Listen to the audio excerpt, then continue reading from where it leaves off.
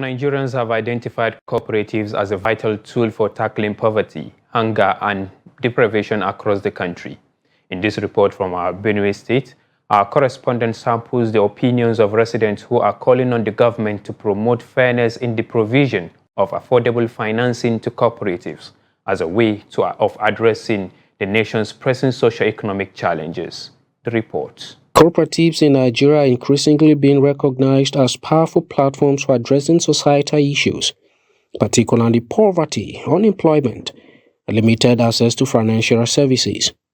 Experts say by fostering collective action and resource pooling, cooperatives offer members significant benefits, such as access to loans at lower interest rates than those offered by informal money lenders. Despite their potential, many cooperatives struggle with challenges, chief among them being the difficulty in securing adequate funding for their operations and expansion. Oversight functions are underfunded, and because of this underfunding, this personnel cannot go to the hinterlands to monitor what is happening at the cooperative society level. It is very important to note here that the cooperative has been a source of empowerment for members, staff of staff of institutions and organizations, and of course our rural farmers. The cooperative has been a way these persons have been empowered, and if it is properly monitored, if it is properly funded, or if it is given the opportunity to access funds and of course materials, implements, it's still going to further boost their economic power. The cooperative societies are supposed to be the closest financial institutions to the people. Because the commercial banks are not available everywhere, especially in the rural areas. So cooperative organizations are the closest financial institutions to the people at the grassroots.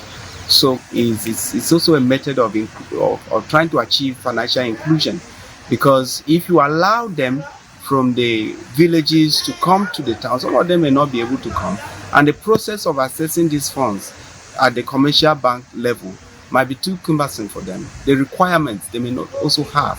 So, but with the cooperatives, it's easy for them to access these funds, access inputs. Of course, it's not just monies. It can also come in form, the assistance can also come in form of inputs. That's why I call it resources. So they'll be able to access resources easily and at their doorstep.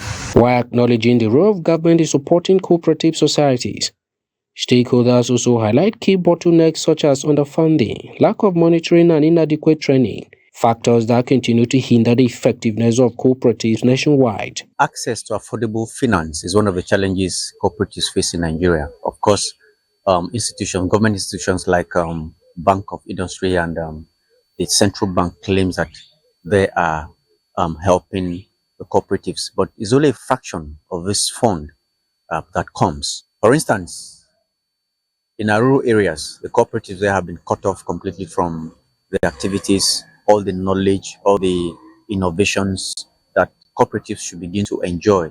They have been cut off from it because of, one, the location and inaccessibility by cooperative monitors to access them. Yes, there are interventions that are there on the pages of newspaper, in the media. Government has approved this and that intervention at a particular interest rate, which is usually low as far as it's coming from the government. The problem has always been assessing these interventions. What can cooperatives on their own do? To what extent will they be able to help their members? That is why we need the intervention of the government, for government to inject help, to inject money into these cooperatives, because the cooperatives at their own level are trying, but the monies that they are able to gather among members is just very minimal, and that cannot be able to solve their problem. And that is why I talked earlier about government making these interventions, not just pronouncing them, but making these interventions accessible.